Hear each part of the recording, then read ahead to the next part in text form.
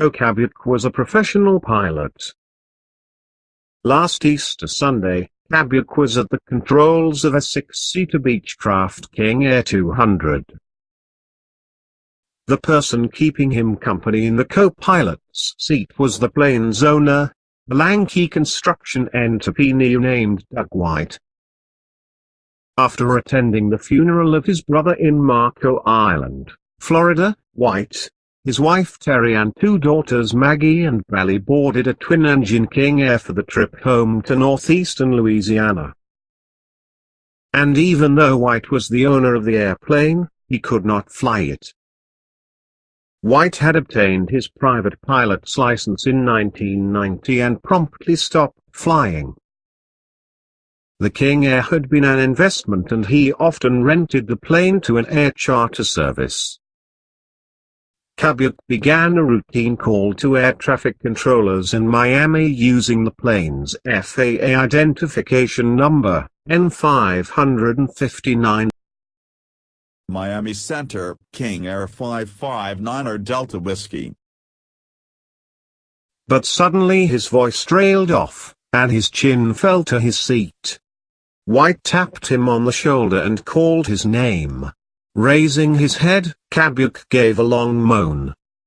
Then his eyes rolled back in their sockets, and he was still. White turned around and shouted his wife. "Come up here, Terry. We've got a problem." She tried shaking him awake. After several seconds, White said, "He's dead." In the cabin, 18-year-old Maggie and her sister Bally, 16, began to tremble. The plane was a mile above the earth, ascending at a rate of 2,000 feet per minute. And no one on board knew how to get it safely to the ground. White is certified to fly single-engine planes, but not the twin-engine turboprop he was aboard. The plane was flying on autopilot, a device White had never used. It was set to 10,000 feet. But because Kabuk hadn't had a chance to push all the necessary buttons, so the aircraft kept climbing after reaching the altitude. A more urgent fear that Kabuk might slump onto the controls.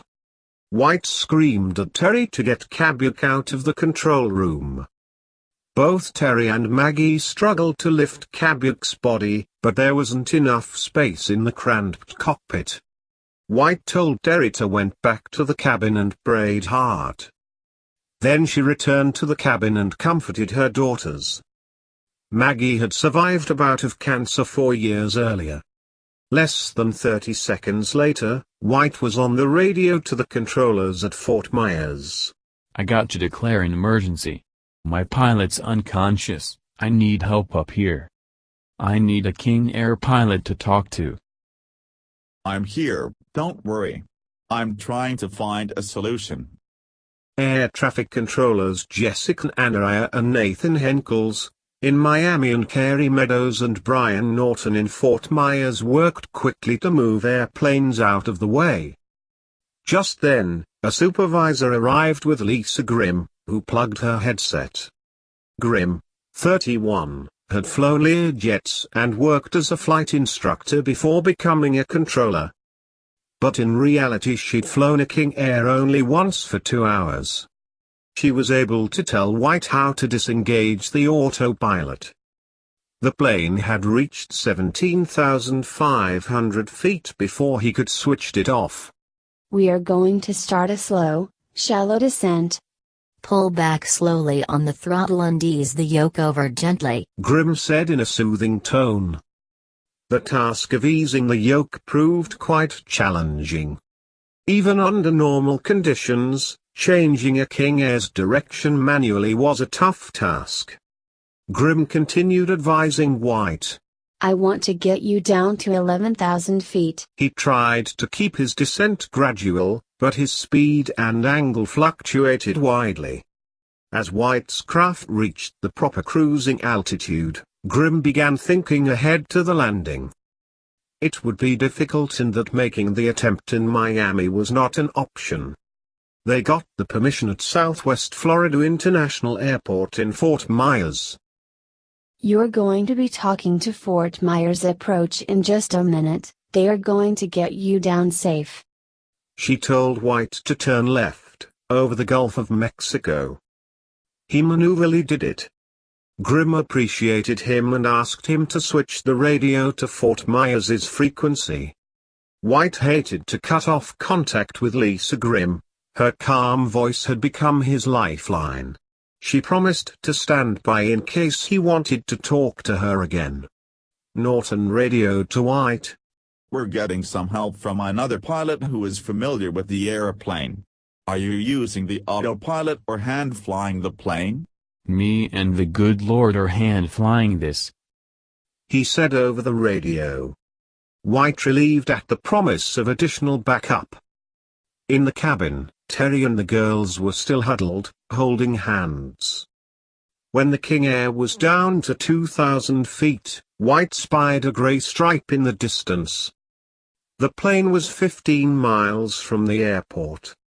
Sorensen and another officer sent word that White should slow the plane to 160 knots, then drop the landing gear and flaps. When I touch down, if I ever touch down, do I just kill the throttle or what? That's correct. When you touch down, slowly kill the throttle. The altimeter read 1,800 feet, then 1,000, then 500. An armada of ambulance and fire trucks was lined up along the landing strip. Norton told White. It looks good from here. The runway is all yours.